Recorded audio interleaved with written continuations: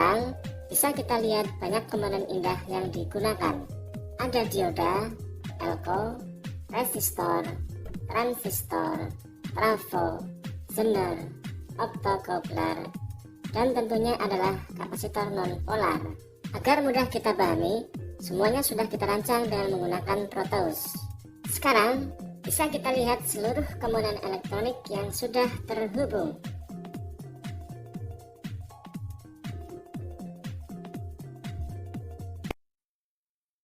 Pertama, yang kita miliki adalah resistor. Resistor ini besarnya adalah 2,6 ohm. Ini adalah resistor fuse yang mencegah kerusakan akibat kelebihan beban. Kemudian ada jembatan penyearah yang terdiri dari 4 buah dioda 1N4007 dan elko filter 450 volt dan besarnya adalah 2,2 mikrofarad. Ini adalah transistor S8050. Ini adalah konfigurasi pinnya.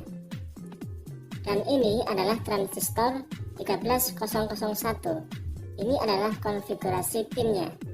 Ini adalah rangkaian osilator yang mengubah DC kembali ke AC frekuensi tinggi 15 hingga 50 kHz.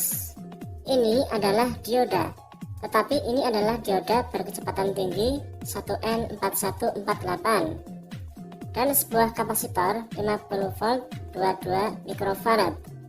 Ini adalah konverter AC ke DC. Ini adalah trafo, memiliki 3 buah lilitan primer, sekunder, dan aux yang melilit inti. Ini digunakan untuk menurunkan tekanan. Lilitan aux digunakan untuk menjalankan rangkaian osilator. Kita juga memiliki dioda Schottky 1N5819 dengan kapasitor 10 volt 470 mikrofarad.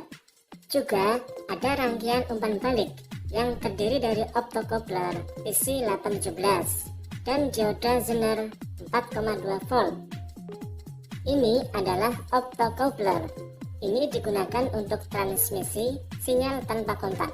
Di sisi kanan adalah LED inframerah dan di kiri adalah fototransistor. Saat LED menyala, pangkal fototransistor menyalakannya. Kapasitor ini berukuran 102 nanofarad untuk tujuan keamanan.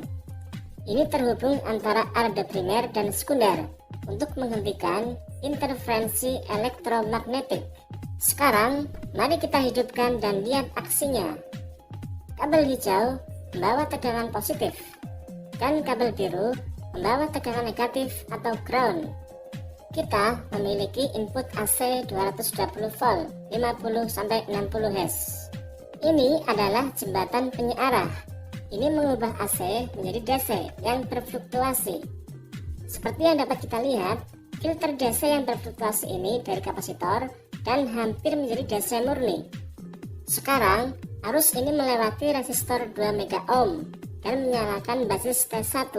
Transistor ini tidak menyala sepenuhnya karena resistansinya sebagian dihidupkan. Karena transistor dihidupkan secara parsial, arus rendah mengalir dari lilitan primer trafo. Ini akan menginduksi tegangan rendah pada lilitan aux. Tegangan yang diinduksi sekarang mengisi kapasitor, dan kapasitor sepenuhnya menghidupkan transistor. Karena transistor sekarang sepenuhnya menyala, memungkinkan arus mengalir melalui transistor. Dan sekarang ini menyalakan transistor T2. Ini memutuskan basis T1. Saat T1 mematikan aliran arus, T2 terputus. Sekarang, arus mengalir ke basis T1, dan siklus ini terus berulang. Ini terjadi pada 15 hingga 50 kHz, yang 1000 kali lebih cepat daripada rangkaian penyearah. Oleh karena itu, Anda akan melihat bahwa rangkaian penyearah dihentikan. Pada saat yang sama, tegangan dari aux juga memutar dioda. Nyala dan isi kapasitor akan mengalir ke optocoupler.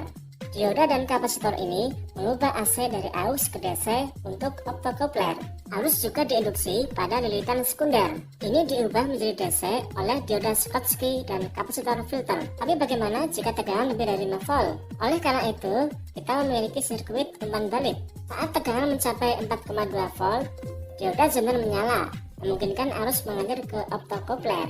Ini juga menurunkan tegangan sebesar 4,2 volt.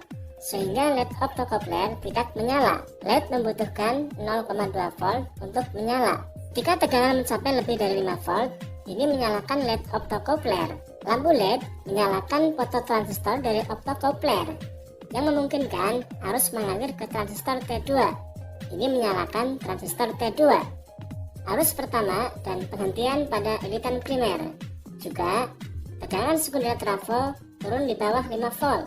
Mematikan dioda sender dan optocoupler, serta rangkaian terus continue dan berjalan normal.